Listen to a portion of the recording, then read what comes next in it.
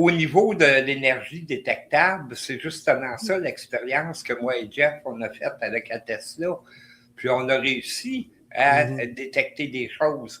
C'est pas ce qu'on voulait détecter. On aurait préféré avoir des beaux petits bonhommes qui marchaient, là. Mais c'est des bacs de vidange qu'on a eus, mais des bacs de vidange inexistants, là. Ça fait, t'as l'air surpris, là. T'as pas l'air d'être au courant de cette expérience-là qu'on a fait. C'est que on a fait une expérience, on a loué une Tesla.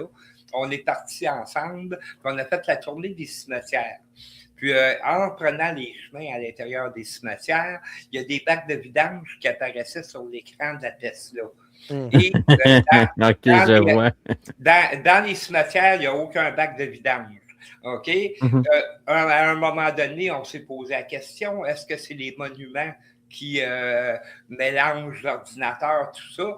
Non, parce qu'il y a des endroits où c'était juste des plaques au sol, il n'y avait aucun monument, puis ça détectait quand même des bacs.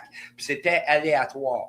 Donc, si ça aurait été les monuments, la rangée de monuments aurait apparu sous forme de bacs. Ce qui n'était pas le cas. Il y avait peut-être 20 monuments, mais il y avait 3-4 bacs seulement qui apparaissaient.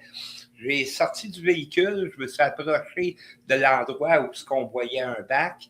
Le bac a disparu, puis il n'est jamais revenu.